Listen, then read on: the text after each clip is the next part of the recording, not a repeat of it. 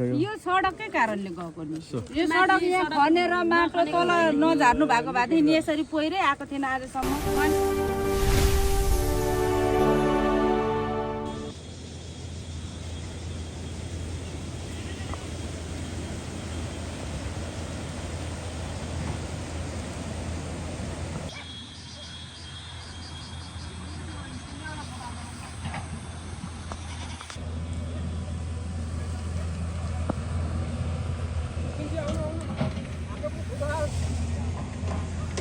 यतापट्टि हामी देख्न सक्छौँ रोतमाई गाउँपालिका राजसभाका सभापति नारायण दाहाल हुनुहुन्छ। त्यसै गरी उदयपुर निर्वाचन क्षेत्र नम्बर 2 का माननीय प्रिया लामा, त्यसै गरी राजसभाका जिल्ला सभापति चित्र कार्की लगायतका टोली यतिखेर अनुगमनका लागि उहाँहरू यस स्थानमा आउनुभएको छ।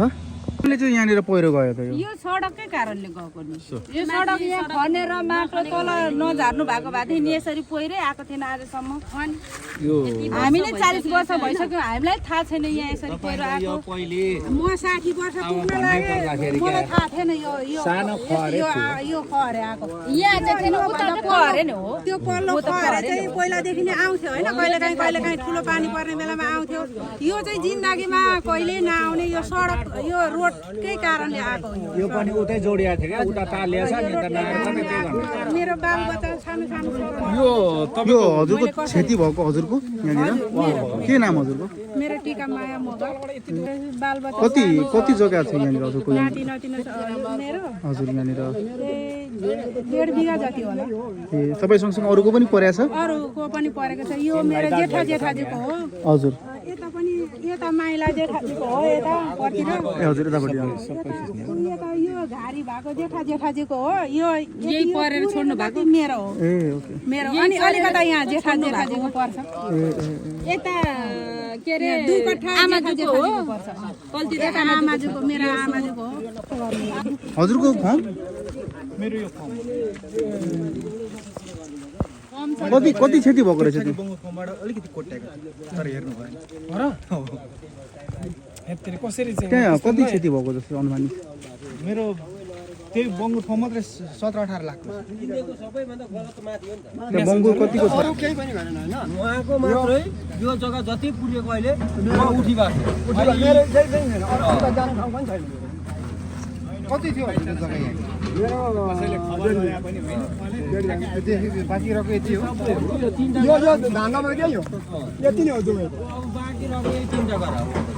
यो सबै यो पुर्यो जति उहाँ फेरि यो गुवालीदेखि उ न यो खोरदेखि यो प्रोजेक्ट नै यो के गर्नु पर्थ्यो भनेदेखि अब पल्लो हाम्रो निवर्तन मान्यताको एरियामा जति गोलो हो यही प्रकृतिको क्षति थियो, त्यहाँबाट उहाँहरूले पास सिक्नु पर्थ्यो भनेर क्या उहाँहरू। यो त मेरो विचारमा अब अपरिपक्व प्राविधिक हो कि चाहे लाम सडकको दादागिरी हो मलाई थाहा भएन। कम्तीमा त्यहाँ त्यत्रो खालको चाहिँ उहाँहरूले चाहिँ अब प्रेसर खेप्नु परेपछि अब होइन त्यस्तो उसमा चाहिँ प्रोटेक्सनको लागि अथाह खर्च गर्नुभयो, सबै बालुवामा गयो। त्यहाँ चाहिँ 17-18 लाखको चाहिँ सबै त्यो गल्ली प्रोटेक्सन गऱ्यो, ग्याप इन्थ्यो, प्लम कङ्क्रिट गऱ्यो, अनेक खण्ड गऱ्यो, त्यसले पनि खेल्न सकेन। यसै गरी चाहिँ अब स्क्याबेटर ल्याएर ब्याकु ल्याएर चाहिँ अनेक गरेर सिफ्ट गरेर अनेक गर्दाखेरि पनि सोर्दाखेरि पनि बल्ल बल्ल बल्ल बल्ल बस्ती बचाउन सकियो। त्यसैको फलस्वरूप अब लर्निङ उनीहरूलाई पनि हुन्छ, त्योबाट करेक्सन गरेर चाहिँ स्ट्रक्चरको शैली चेन्ज गर्छ होला भनेर हामीले भन्यो। हामीले त पटक सुझाव पनि दिउँ, तपाईँहरूले यहाँको माटो सिफ्ट नगर्नु ठिक छ। फेरि संयोगवश के भने प्रकृतिले पनि साथ दिएको मान्यो। सबबेसको लागि त फेरि बेटर रहेछ यो ढुङ्गा, यो जुन कटिङ गर्ने बित्तिकै सबबेसको लागि साथीहरूले प्रयोग गर्नको लागि स्टकको रूपमा राखे, कसै साथीहरूले दिए पनि ल भइगयो। आखिर त्यो गएर चाहिँ त्यहाँ उहाँहरूले चाहिँ त्यहाँ सिफ्ट गरेर फल्नुभन्दा पनि अब कसैले युज गरेको राम्रो हो, किनभने अब कतिपय त अब डाँडातिर डिलतिर राख्यो भने बस्ती फेरि बर्बाद हुन्छ भन्ने छ। हामीले त पोजिटिभ हिसाबले सोच्यौँ। रहेको कुरा खन्दै जाँदाखेरि स्लोप मेन्टेन गर्न सकेन, किनभने माटोको प्रकृति हजुरहरूले हेरिहाल्नु यस्तै खालको यो ग्राभेल खालको चाहिँ अब यो डोलामाइट भएको कारणले गर्दाखेरि अब कटिङ गर्दै गयो। अब यो त यो धानको क्या धान चाहिँ माथि धानको रासमा पाथीमा चाहिँ धान भर्दाखेरि त धान घर्केको छ, रासबाट चुलिएको झरे भएको त्यस्तो। अब यस्तो खालको भूगोल हेरी अब हेरिसकेपछि र देखिसकेपछि त्यसलाई चाहिँ कटिङ गर्दै लाने, कटिङ गर्नै पर्ने छ भने कटिङ गर्दै लाने, अनि फेरि स्ट्रक्चरको काम गर्दै दिँदै लानु पर्थ्यो। होइन टेम्पोररी प्लङमै दिनुपर्छ भन्ने छैन, मेसिनरी वालै दिनुपर्छ भने आरसिसी गर्नै पर्छ भन्ने छैन।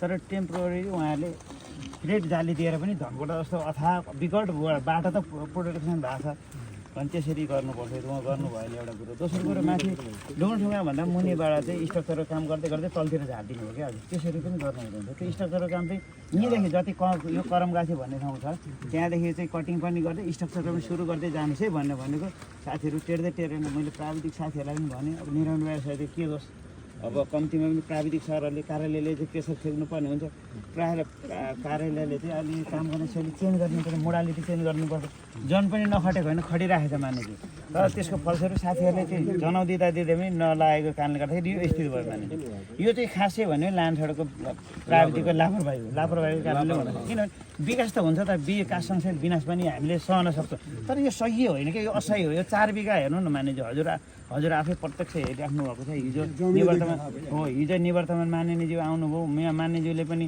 डिसापहरू अझै के अरे सिडिओ साहबहरूलाई पनि फोन गर्नुभयो यताउता गर्नुभयो बाबुहरूले पनि मान्यज्यूलाई फोन गरेछन् म त अब वडाको अब म त अल्लानु मल्ल परिहाल्यो के गर्ने त्यसले गर्दाखेरि पनि अब मान्यज्यू आइदिनु भएको छ एकचोटि चाहिँ अब लाम सडकलाई अब यो भूगोल अनुसारको चाहिँ स्ट्रक्चर बनाएर जानु पऱ्यो जथाभावी कटिङ गरेर मात्रै पनि भएन यो मेरो विचारमा एउटा उहाँहरूलाई लोभ लाग्यो डोलामाइटको लोभ लाग्यो अनि कहीँ चाहिँ अब गर्दै जाँदै खोलाबाट सबेस लानु भन्दा पनि यो सबेस लान सजिलो भन्ने हिसाबले कटिङ गर्ने सिलसिलामा यो स्थिति हो अब स्ट्रक्चरको काम जति भयो भने मानिनु 20 फिट हाइट कटिङ भएको भने स्लोप कटिङ मेन्टेन नगर्न सक्यो भने अब त्यो 10 फिट जति 12 फिट जति चाहिँ प्लम कङ्क्रिटै गरिदिएको भए अथवा क्रेट जाली नै लगाइदिएको भए प्रोटेक्सन हुन्थ्यो यत्रो विधिहरू यो जनताले क्षति बिहोर्नु पर्दैन थियो जस्तो लाग्छ मान्यज्यू हजुरले एकचोटि चाहिँ अब हुन्छ हजुर कुरा मैले मोटामोटी बुझेँ हाम्रो जिल्लाको एउटा सानो मिटिङ थियो त्यो मिटिङपछि हामीले जिल्लामा केही कार्यालय प्रमुखहरूसँग भेट्यो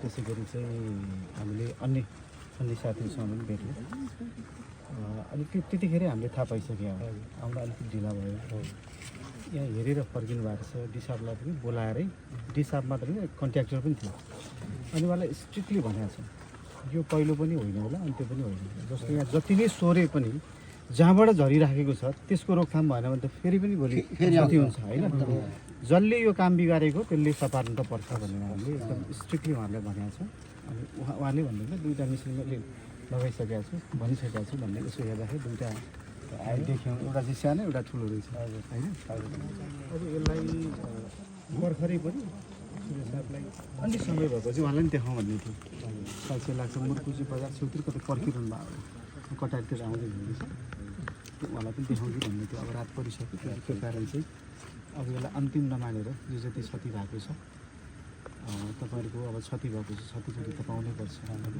जसले काम बिगारेको छ त्यसले दिनैपर्छ होइन यो चाहिँ कुनै चाहिँ हुन्छ भव्यतव्य हुन्छ कि प्राकृतिक प्रकोप भन्दा पनि यो चाहिँ